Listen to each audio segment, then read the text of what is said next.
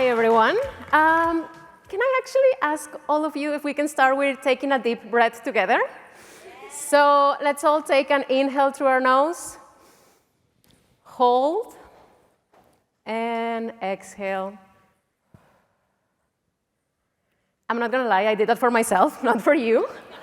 My name is Maria Ángel Maldonado. I'm the head of Wellbeing for Booking.com. My pronouns are she, her. I'm a proud Latina from Mexico. I have dark hair, dark eyes, and I'm standing in front of you in a beautiful white dress and a very colorful necklace because I'm very proud of where I come from. And today, we are going to be talking about how we have partnered with our employee resource groups to bring the topic of intersectionality into our well-being strategy. Our goal is that by the end of this conversation, you feel inspired to bring these topics into your workplace. We're going to leave space at the end for some questions, but this is going to be a panel conversation. So I'm going to invite my panelists to join me on stage, please.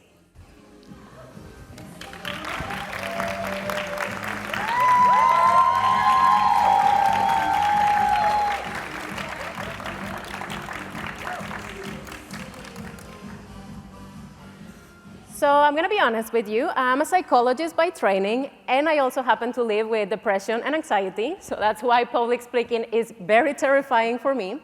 But we have this expression in Mexico that says, "Y si te da miedo, hazlo con miedo," which translates to, if you find something scary, do it while you're scared. So here we are. And today we are going to be exploring this idea of how our identity and all of the aspects of our well-being are important in the workplace, even when we are experiencing certain taboos, topics, even when we put ourselves in a vulnerable position, it really matters for us to talk about this. So we're going to start with a little activity. We're going to ask you to turn to the person next to you and share something that has happened recently in your life that you are very proud of. I'm going to give you 30 seconds each, so I'm going to count time, and let's see how it goes. So 30 seconds starting now. I let you know when to switch.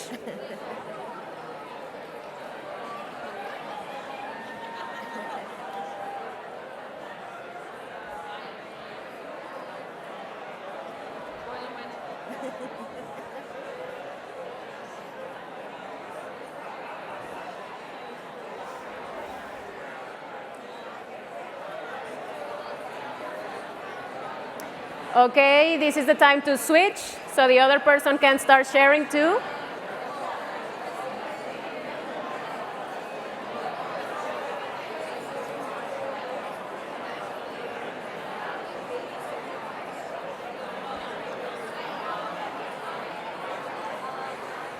Okay, I'm gonna bring you all back. Seems like that went well.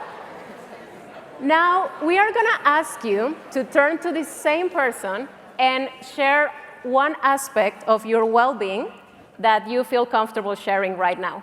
Again, 30 seconds each. Please go.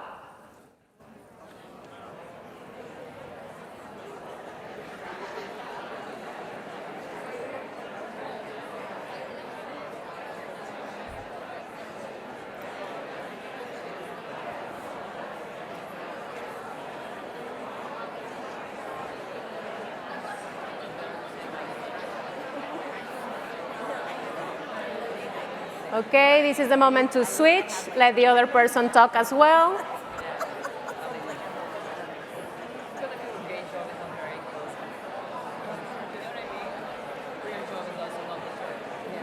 And I'm going to ask you to come back. Thank you for that. There's a lot of time during the week to continue the conversation. But we just wanted to be able to give you a little taste of what it feels like to talk about our well-being.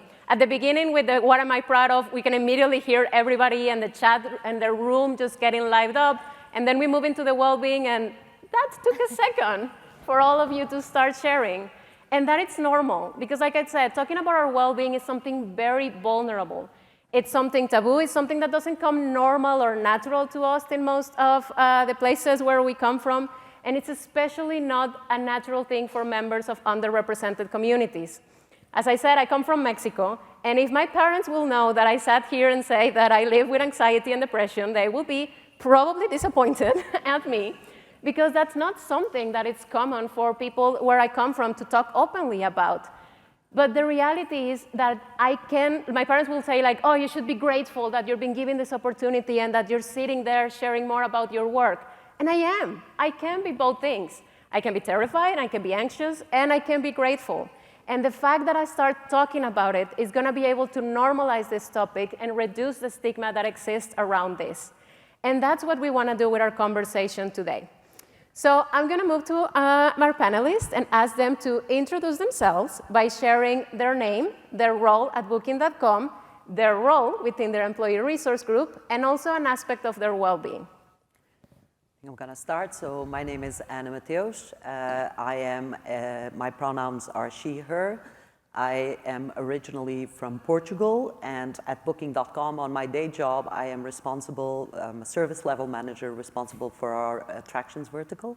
And on my inclusion job, I am a proud co-chair of our Be Able ERG, who focuses a lot on our colleagues who are either disabled, neuroatypical, or have some sort of invisible or temporary condition. I live in the Netherlands for, it's going to be 12 years now, with my partner Susanna and our Dutch cat, Shaft. And I am passionate about people, I'm passionate about inclusion, and I am passionate about travel, so Booking is my home. So my name is Bruno, my pronouns are he, him. I'm a gay white cis male wearing dark blue pants and a beige t-shirt. You forgot to describe yourself. She's wearing a black t-shirt and black pants. My day job, I'm a product operations specialist for our product Booking.com for Business. I'm also the global co-chair of Be Proud, our LGBT network.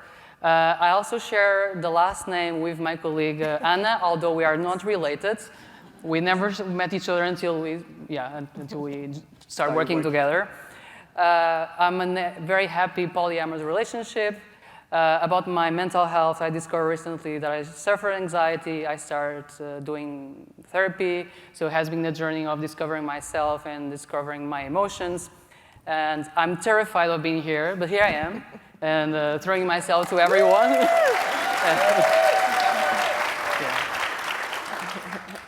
Hi everyone, my name is Lane Hogan. My pronouns are she, her, and I am a white woman with black hair. I'm wearing all black as usual, and I have very large glasses. So I'm so excited to be here today. I live in the beautiful Pacific Northwest in Seattle, where I am a senior recruiter. Hi, woo! Love for the Seattle, thank you. Where I am a senior recruiter by day, hiring for North and South America. And then my inclusion job, I lead our Booking.com CSR for the US and Canada, as well as being global co-chair of Be Equal, our Women and Ally ERG. Yay! We've got some Be Equal folks here, so I'm so excited. My mother passed away when I was very young, so I had the incredibly unique opportunity of being raised by a single father, which gave me pretty unshakable confidence. So it was a unique upbringing. And I really get my love of community and activism work from my mother, who was a very proud public school teacher. I live, as I said, in Seattle, Washington with my husband, who lives with mental illness, and we live with our, not a Dutch cat, but a very, very American, fabulous cat named Ursula. And travel is my love language, and for my well-being, I read. If I'm stressed, I read. If I have anxiety, I read. So I am a very big bibliophile. Thanks, everyone. So we talked a bit about ourselves, but let's also talk about Booking.com. If you're not familiar with us, what's wrong with you? We are a platform that brings all things travel into one place, and we belong to the Booking Holdings Group, which is the world's leading provider of online travel and related services. We are actually here as a group with all of our sister brands. We are very excited to be here because all of the brands have a diversity, equity, and inclusion team. So we'll come together to share more about our best practices as well and learn together in this amazing conference. And at Booking.com, the well-being strategy sits under our diversity and inclusion strategy as well, because we recognize that our well-being is another aspect of our identity. Even when we all have health, we all have different experiences with it, and it can impact the way that we relate with one another and the way that we relate with our work and in the workplace. It is hard to talk about these topics, but whether we talk about them or not, they are happening all around us. According to the World Health Organization, 1 in 8 people are struggling or living with a mental health condition that is also impacting their physical health. And there are also physical health conditions that are correlated with mental health. If you think about asthma, cancer, many fertility-related issues, are strongly correlated with depression, anxiety, post-traumatic stress disorder. And when we start talking about these topics and reducing the stigma, we allow for people to learn how to ask for what they need. Sometimes it's reasonable accommodations at work, and sometimes it's the support from their friends and family. So let's deep dive about how we started doing that at Booking.com. I'm going to direct this question to all of you. And I would like to ask you, why does it matter to take an identity lens when talking about well-being? You know, for me, if you don't feel like you belong, you've already lost that foundation for well-being. If you don't see people in the community or communities that you identify with taking care of their well-being, you're not going to become actively engaged in that work. And Tay and Val, they might be in here, but they're with Modern Mind Labs, and if you haven't engaged with them, I highly, highly recommend it. We did an incredible session with them on well-being and connecting, and it was a very intersectional event. We focused on this with our Asian ERG, and we did about 30 minutes of well-being and mindfulness, and there was about 100 people. We capped it at that. And then for the remaining 30 minutes or so, we connected one-on-one, and this was all done via Zoom. So we had colleagues from all over the globe, many, many different identities. And I was connected with a gentleman that identified as male. He was from a different country, a very different background from me. And because of this intersectional well-being work that we did, gosh, we had this connection that I think of it weekly. And he just started crying to me, and he said, I'm married, I live with my family, I have children, and I'm so lonely. And I've never talked to anyone about it. And this is a guy that was not gonna go talk to his HR team. He was not gonna talk to his manager. He certainly wasn't gonna talk to his team about it. But because of this work and focusing so intently on well-being through an intersectional lens, he was able to talk to me and talk to this person that understood and created this safe space, and he just cried and he cried, and then I started crying. And I still check up on him to this day just to make sure that he's well, but I really think if you don't create these moments, so many people are gonna be left behind. And following a little bit what Lane said, so people have a lot of identities, a lot of life domains and objectives, and I think taking an identity lens when discussing well-being and intersectionality is crucial. Help us to recognize that individuals have multiple aspects for their identity. And talking about identity, also cultural identity can influence their sense of belonging to fit in their society. And I think it also shapes values and views related to health and well-being. And without considering this, I also think that we risk overlooking the unique challenges and needs that those individuals or groups may face, and we lead to incomplete or biased understandings of well-being. And yeah. I think for the behavioral community, definitely this is a very important topic. Just within the community, we have so many different identities. You can talk about being neurodiverse, you can talk about disability or invisible condition, but you can actually talk about all of them because we can have a multitude of them.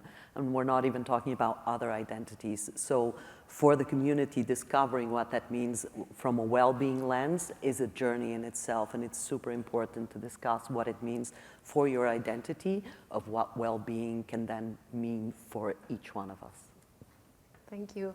So what we've done is that we have partnered with expert clinicians, think about psychiatrists, psychologists, doctors, and we brought them to our organization to guide us into this conversation so that we have that expert hand in the way that we're talking about this, and they all know how to bring these topics into the workplace.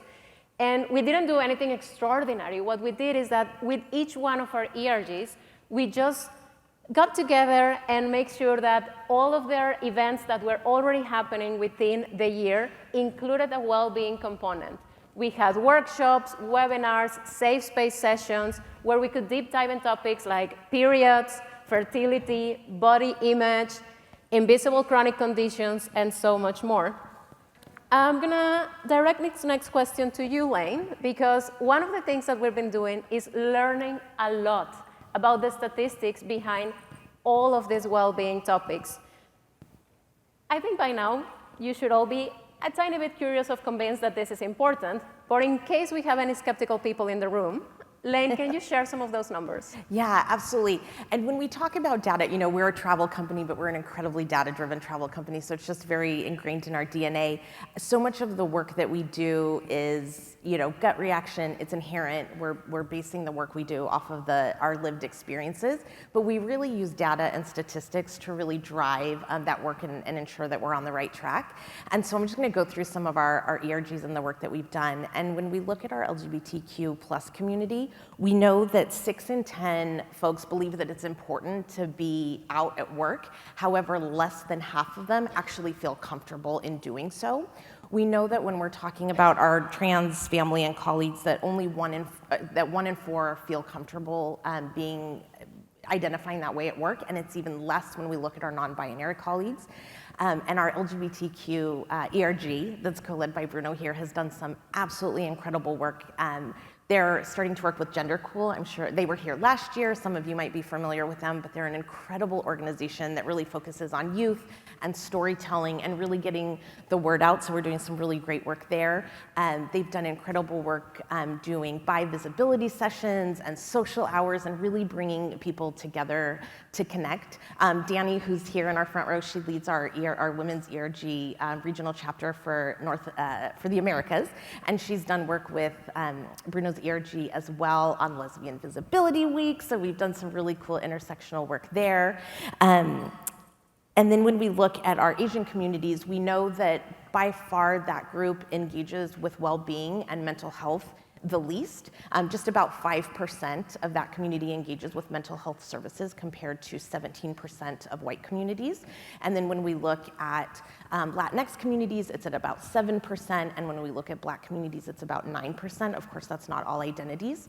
And so we've really done a lot of work there with that Asian ERG, including one other thing I wanted to say, they also have some of the highest suicide rates. So when we look at Korea, for folks between the ages of 10 and 39, suicide is actually the #1 cause of death. And so that Asian ERG, which we have Mayuki here as well, so we've got some representation there, are doing really cool things around mental health during Diwali. We're doing storytelling with the community, and in fact, this is such a great story. Just last Friday, Be Harmony, that's the name of our Asian ERG, did a storytelling workshop, and someone stood up and said, I was never comfortable talking about mental health. It was just a stigma within my community. It was kind of not talked about in my family. And because of this work that ERG is doing and that we're doing as broader ERGs and with our well-being team and our DEI, this person for the first time ever started engaging with their mental health and started getting treatment, and they're on a path to being better. And because of that, they're now going around and sharing their story with everyone, and they're bringing people from their community on board as well. So just day by day by day, really reducing that stigma. And then when we look at our Latinx population in ERG, we know that they are disproportionately diagnosed with psychiatric disorders 3 times higher, in fact, than white communities. And so much of that is due to lack of resource, misdiagnosed, as well as stigma within those communities as well. And Bihente, we have some people there as well. We come as a group. They're doing really, really great things. And one thing that ERG has done that I think is so important is they've held these mental health kind of safe spaces. Marianne mentioned it with doctors and practitioners, and they've held them in English, they've held them in Spanish, and they've held them in Portuguese, which I just think is such a great way to truly bring that community together, continually creating that safe space for people to do this work. Then when we look at kind of going into a little bit of my ERG and women, when we look at particularly Black women, they are just about 4 times higher to die in childbirth. They are twice as likely to have a stillborn baby than white women. And it's not all just limited to race. When we look at women as a whole, they are 59% more likely to be misdiagnosed for heart conditions. And when women do have heart attacks, we are twice as likely to die. And a lot of this is due to stigma within the medical community, not being believed when issues come up. And so from Be Equal, we do a lot of intersectional work. We've got Charlotte here in our front row, who's on our steering committee, who's doing I'm just laughing because it's so great. Doing really good work. We're getting ready to do a 3-part series on menopause, and we're talking about how managers can talk about it. We're doing info sessions. We're doing one very particular session on Black women and the inequities there, and we're partnering with our Black ERG on those. So just always keeping that intersectional lens. As Marianne Hell mentioned at the top, we've done talks on periods. We've partnered with our LGBTQ plus ERG, as well as our neuroatypical, on fertility, on surrogacy, on baby loss. And so we're really tackling these important subjects from a truly intersectional lens.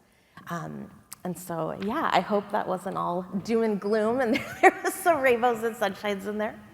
Yeah, thank you. There's just so much that is happening in the space of well-being that we're misinformed or not fully informed about. And that's why it matters that we talk about it and that we know what we can do with these numbers. So Bruno, could you share what difference has it made for your community to talk about well-being? So throughout the years, my ERG has led so many different topics related to physical and mental health. But I want to give an example. So last year, we partnered with a neurotypical ERG, the one that Anna leads. And we interview 2 queer people with ADHD month, during the ADHD, actually is next month. And they talk openly about their struggles of living with anxiety, with ADHD and anxiety. And I never imagined that the overlap of being queer and having ADHD compounding so much anxiety until they share it. And I feel like sharing this experience at work and having those people sharing their stories, it helps so much for us to understand and be empathetic with them, and also for us to know how to work with them as well. And I feel that having the experience like this, especially at work, especially at Booking.com, where everything moves so fast, and sometimes even that we don't have any condition, we feel like so overwhelmed with the work that we do. And in my case, it opened my eyes not only at work, but also in my personal life. I started looking at my friends with ADHD and trying to understand better what they suffer or how they are going through, what they are going through. And so I feel that talking openly about intersectionality and they can have several different positive impacts on the well-being. So it can have an inclusive culture. So open discussions about topics like these have shown that people feel valued and respected. So bringing a stronger sense of belonging. So people feel comfortable being themselves and discussing their identities. It sends a powerful message that they are seen, valued, and respected, but also sends a powerful message to other people that can share their stories and their identity at work, so they feel comfortable of being themselves. That's what we want to achieve. That's why we are working as ERGs, to make sure that people feel respected and valued at work. But also, it reduces stigma. So open conversations like this can reduce stereotypes. People learn about the experience of other people, challenges faced by these individuals, and it creates a safer place for these people.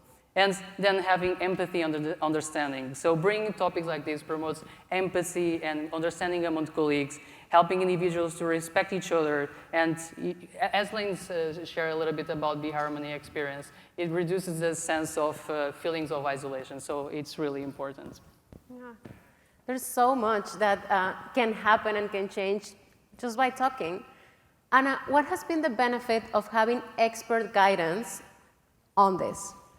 I think for our community, this is a very sensitive topic, and I think that's because access to healthcare is not equal to everyone, particularly in this topic.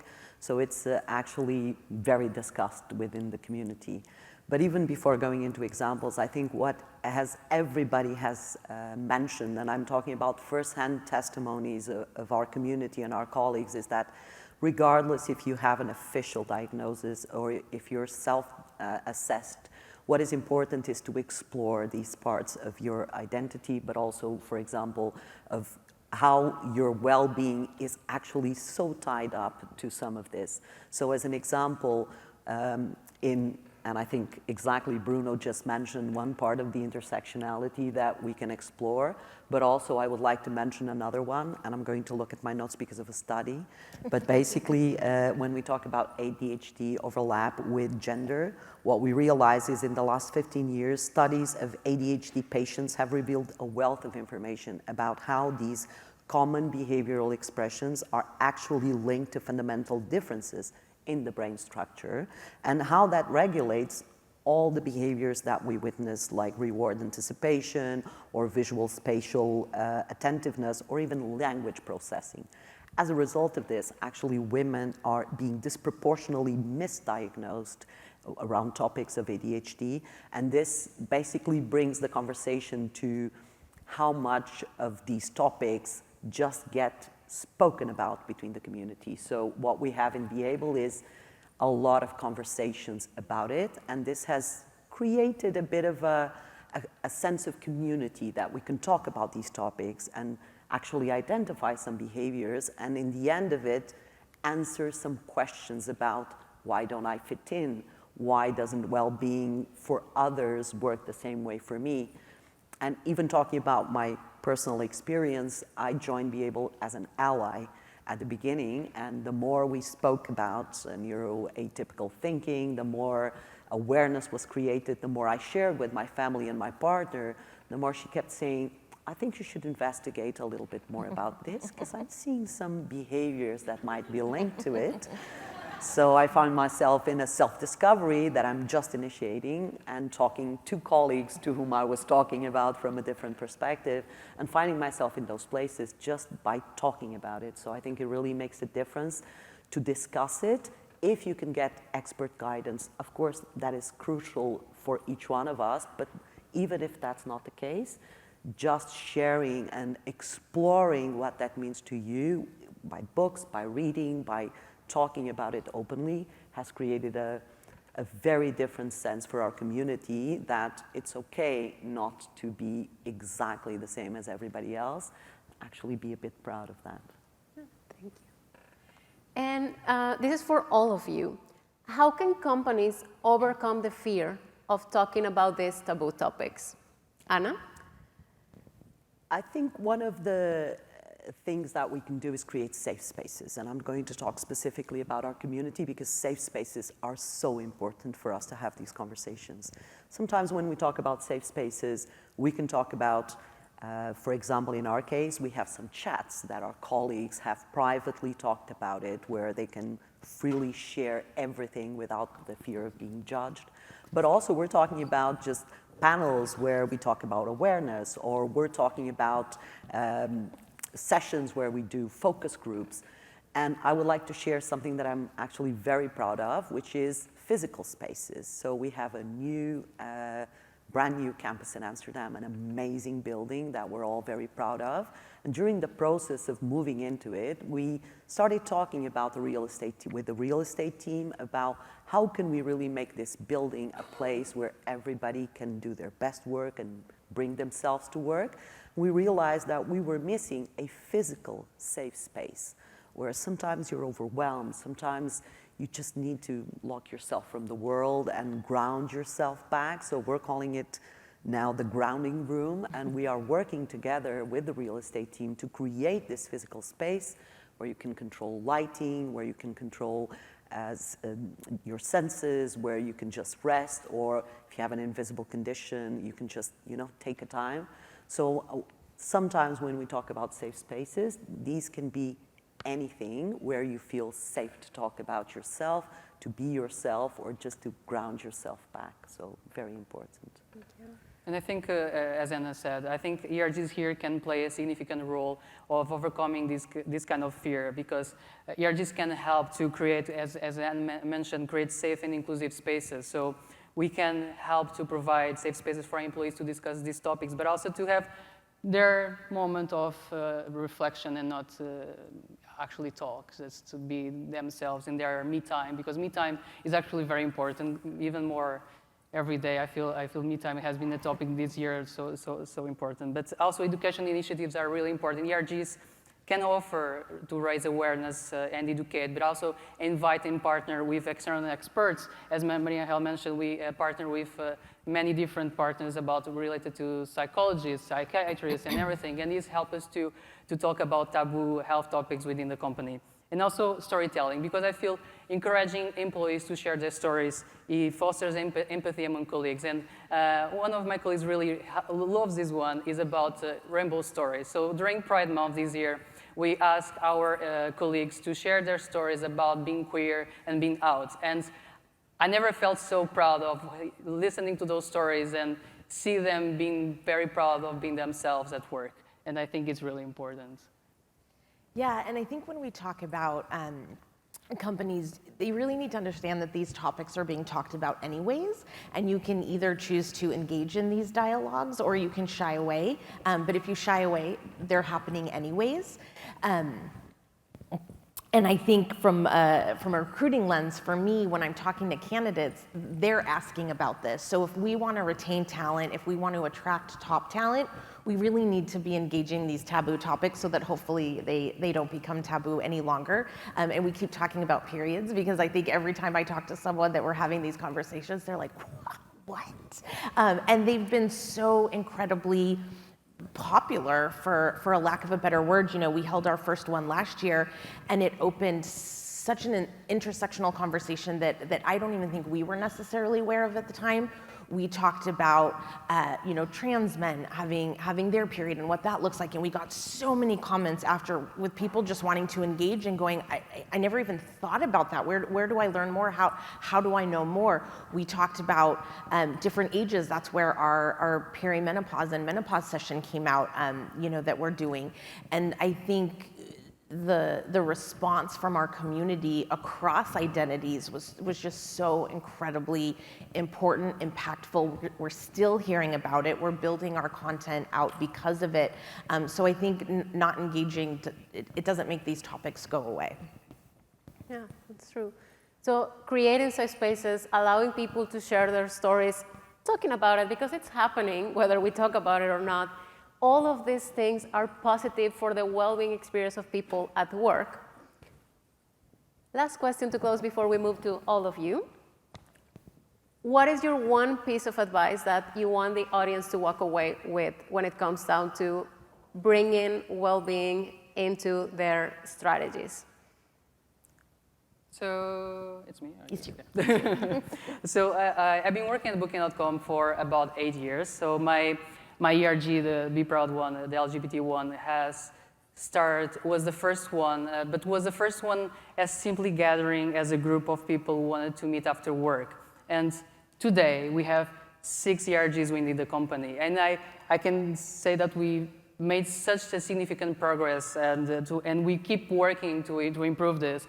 But we look at an intersectional perspective, but I feel that the most important thing was last year. We joined Out and Equal last year, and I feel there's a before and after. And I think it's a great message for everyone who's here for the first time or the second time, it doesn't matter.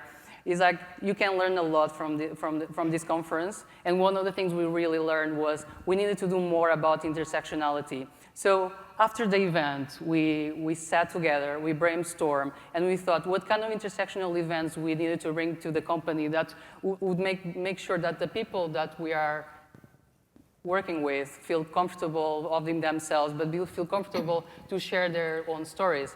And I think it's really important to talk about intersectionality. So I feel the piece of advice I would give to you is to enjoy this conference and make sure that you learn a lot and take these learnings to your companies. To add on that, I think the word that I would like to share with everyone is collaboration, because that's exactly what we've been doing, is collaborating among all of the ERGs. We're kind of focusing on our own stuff, although, of course, looking at that intersectionality just by accident. And I think what we're being is more intentional talking about that, but also being very focused on how can we bring this to the conversation on the day-to-day. So I feel that that's been a kind of a changer. Yeah, and for me, and I think with Be Equal Our Women ERG, whether it's our Global One or our chapters, it's so important to make sure there's no singular identity. And I understand that some of the work is going to be kind of open to anyone. As Anna mentioned, sometimes it might be a more closed group.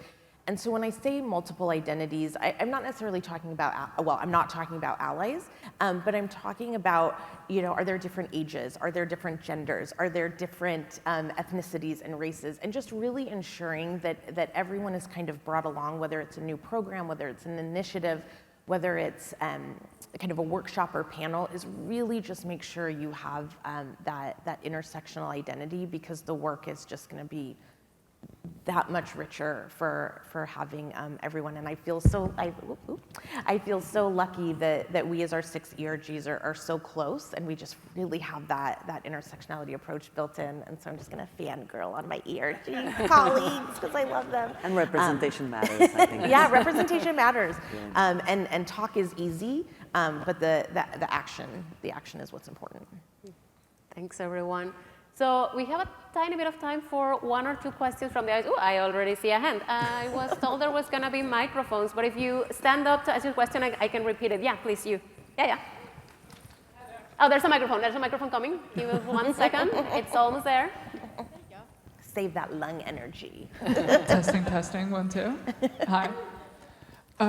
So first off, thank you all so much. That was an incredible discussion.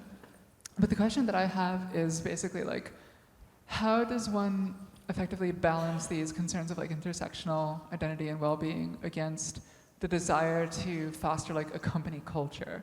Because it's something that like companies are always saying, we want to have a strong culture, we want to feel like a family.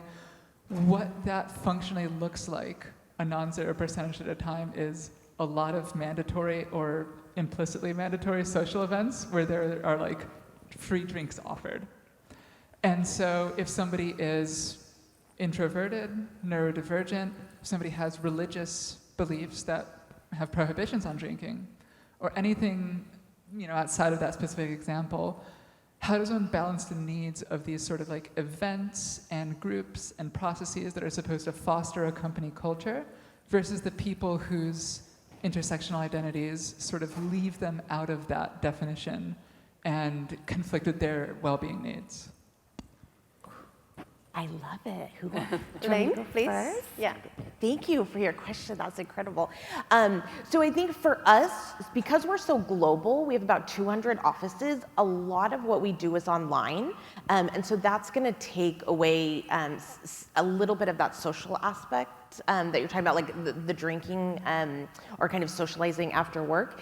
And Charlotte, my colleague as well, we have a lot of really intentional conversations around childcare and doing that work during work, so that people can attend and we're not putting a burden on them as well. And so we'll do a lot online. We will take feedback after we do a lot of events. So and I will say what you're speaking about has not particularly come our way, but what I would do is if we had someone who said, hey, I'm introverted, these spaces are overwhelming for me, we could do a very small coffee chat with 4 people. So I would say constantly seek that feedback. If you're not getting it, kind of proactively reach out to people and really adjust from there. Is that a little bit helpful for now? Okay. Okay, thank you. I'm being mindful of people in the live stream as well, so I'm checking our Q&A there. And we have a question around what do you recommend for well-being of caretakers? So people that care for others that also have to maybe mask what they're going through by being in these situations. I think you have this answer. Oh gosh, it's me again. I won't do all of these. I won't do all Because these. So I am a caretaker, and I will say I may not be the best person to answer this because I probably haven't done it very well myself. But my husband had for hospital stays. Well, I've been with Booking 10 years, so we're pretty tenured up here. And I didn't even take a day off work. That was my choice. That was not something that was asked of me to do. I have always been so incredibly supported. If you need the time, please take the time. But it's just not inherently kind of what I do. I'm a very stoked. Maybe it goes back to being raised by my single father. But it goes back to that. I need a child psychologist. No, we don't have time to unpack this, Zane. We'll do that later. But exactly. But I approach everything in that very stoic way. And so I think what might have been nice is people told me, hey, take the time, do what you need. But I don't know that anyone who is aware of my situation ever kind of approached me on the side. So maybe if you know someone's a caretaker, maybe reach out to them kind of one-on-one, maybe offer them suggestions versus saying, hey, just come to me, let me know what you need. Maybe offer them suggestions, offer to take some work off of their plate, see if they want to take the week off, and just maybe be in the driver's seat for a little bit, because being a caretaker is very, very exhausting and taxing, and everybody's gonna approach it in a different way. I can't ask them if that is a fair question because they're online, but I hope that was helpful. We hope so as well, and if not personal line, please come find us later on. You can message us as well. One more question here in the audience. I see some hands over here. Yes, please? Over here, yeah. So it's going to be for you. Hi, thank you for your time today. My name is Ashley. I work for Capital One and just became a people leader for the first time. And Congrats. But I was really struck by a piece that came out by Forbes earlier this year that showed that for over 70% of people, their manager has more of an impact on their mental health than their therapist or doctor. So would love to hear, especially for all of the people leaders in the room, what they can be doing to create a culture where well-being is prioritized for their team. Anna? I'm going to start by saying that this is, of course, a very important topic for our community, particularly our neurodivergent community, because talking to your manager about your condition, either you're diagnosed or not, is always very hard. But at the same time, you're usually very, very impactful or impacted by whatever is dictated as the team boundaries, as the team rules, or etc. So first of all, we definitely are prone to an open conversation. And when we say open conversation, that doesn't necessarily mean coming out to your manager or to somebody in the company. And by coming out, I mean stating, for example, that you are neurodiverse or that you have an invisible condition. But that is also a topic where things happen. You have an invisible condition. Your manager just looks at you and goes like, why can't you do this? Because I don't see a reason why this doesn't happen. So for us, it has been crucial to talk exactly about what I need to be the best employee in this team, to be a part of this team, and detach a bit the conditions from the needs. What do I need to be the best part of this team? What do I need in order to give to the company what, reciprocity, and how can we come to kind of a sense of what is the best for us, the best for the company, and the best for the team. And that doesn't necessarily mean we need to talk about specifics, but it does mean we need to talk about feelings and how I am feeling, and then take that from actions. What actions do I need from my manager, from my team, or from the company in order to feel better and in this way perform better? Not sure if this is helpful, but it has been very much for us. Thank you. Bruno, I have one more question for people online. How do you, because I think it's connected to this, how do you leverage experts to guide this conversation and discussing well-being? So I feel it's related to the partnerships that we do. So we have a partnership with a specific vendor based in the UK. I don't know if I can mention the name. Yeah, of course. Smart About Health. But so basically they have a bunch of psychiatrists, psychologists, different types of experts. And we are not experts. We don't, I cannot talk about mental health topics without having experts on those sessions. And most of the times, these people are really experts on helping us to understand the topic, to bring awareness, to create a safe space. And to be fair, I love their work. They are amazing. I can talk for the three of us because we have been working with them. Well, I actually met last week.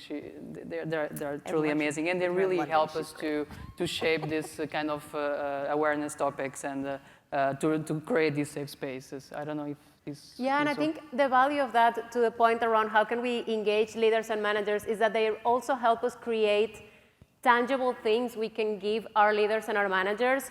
So guiding conversation starter, guiding questions, how do you have a well-being check-in with your team? So having that expert approach means that you don't have to do everything alone, you can collaborate, and then you make sure that you're including the right content, the right questions, and that you are gonna create that safety within the conversation. So we are really grateful that you all came and that joined us today. We're going to stay a bit on the side if you also have any additional questions. But we have one space for one more question, and then we need to wrap up over here. Yes?